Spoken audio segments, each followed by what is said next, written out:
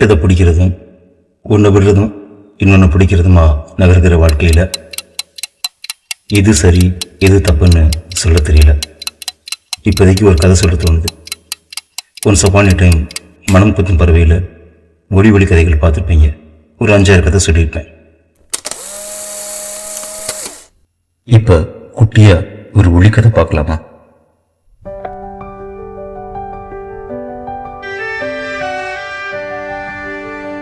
தொடர்வது வழியில் வந்த ஒளி.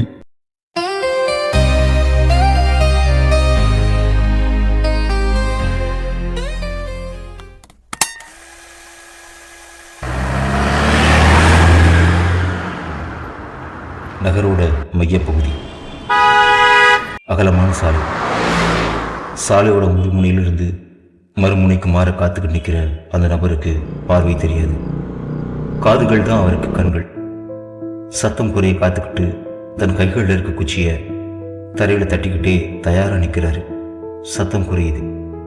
தன் கையில் இருந்த குச்சியை தரையிலிருந்து தனக்கு நேராக உயர்த்தி சாலையை கடக்க நினைக்கிறப்ப ஒரு கை அந்த குச்சியை மடக்கி அவரோட கையை பிடிச்சிக்கிட்டு பாதையை கடக்க உதவி பண்ணுது.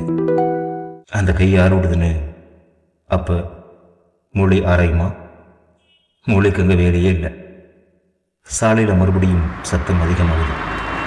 அதனால என்ன, பார்வையற்ற அந்த நபர் சாலையோட மறுபுறத்துக்கு போய் இதோ அவரோட பாதையை நோக்கி மறுபடியும் நடக்க ஆரம்பிச்சிட்டாரு.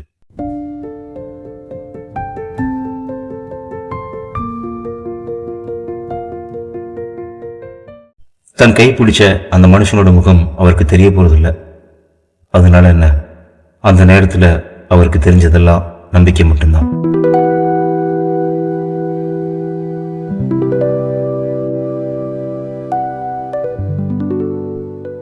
நம்பினால் எல்லாம் கூடும்.